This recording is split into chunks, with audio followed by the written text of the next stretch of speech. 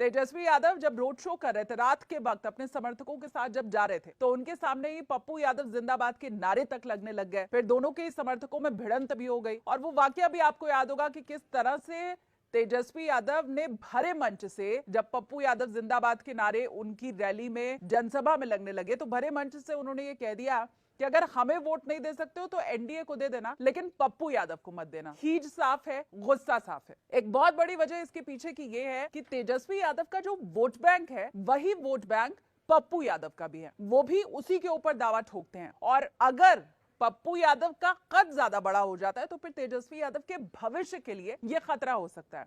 शायद लालू यादव भी इस बात को जानते थे और यही वजह रही कि भरपूर कोशिश उनकी तरफ से की गई कि पप्पू यादव को पूर्णिया से बाहर ढकेल दिया जाए। अब पूर्णिया से बाहर अगर पप्पू यादव चले गए तो बिहार से बाहर चले जाएंगे, सीधी बात। पूर्णिया वही लोकसभा सीट है जहां से पप्पू यादव 3 बार सांसद बने हैं। हाँ, कुछ वक्त के लिए पूर्णिया उन्होंने छोड़ दिया था, मधेपुरा वो चले गए थे और वो गुस्सा वहां की जनता के बीच में रह न जाए, इसीलिए पप्पू यादव ने कोशिश इस बार बहुत पहले से शुरू कर दी। जनसंवाद करना, लोगों के बीच जाना, घरों तक जाना, अपनी बात पहुंचाना, ये कहना कि दुनिया छोड़ दूंगा लेकिन पूर्णिया नहीं छोड़ूंगा। ये सारी बात, ये सारी कवायद लोगों के बीच का वो गुस्सा निकाल देने के लिए ही पप्पू यादव ने की थी कि मधेपुरा वो चले गए थे तो यहां के लोग उनसे खफा ना हो। लेकिन क्या तेजस्वी यादव की जो स्ट्रैटेजी रही, बीमा भारती को उतारना, वो क्या काफी रही? ये सबसे बड़ा सवाल है। क्योंकि भरे मंच से तेजस्वी यादव ने जब ये कहा कि अगर बीमा भारती को वोट नहीं दे रहे हो, इंडिया गठबंधन को वोट नहीं दे रहे हो,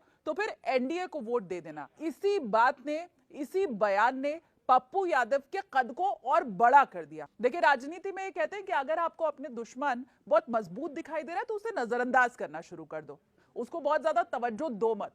लेकिन जब भरे मंच से तेजस्वी यादव ये कहते हैं कि पप्पू यादव को वोट मत देना, चाहे भले एनडीए को वोट दे देना, तो दरअसल वो पप्पू यादव के कद को और बड़ा कर रहे होते हैं। और ये काम तेजस्वी ने कर दिया। वो चाहते ये थे कि पप्पू यादव को हर कोई नजरअंदाज करे, लेकिन उनके इसी बयान ने और सुर्खियों में पप्पू यादव को ले आ दिया। और अब न सिर्फ पूर्णिया बल्कि बाकी जगहों पर भी देश भर में चर्चा का विषय यही है कि एनडीए और इंडिया तो छोड़िए, पूर्णिया में पप्पू यादव क्या कर रहे हैं।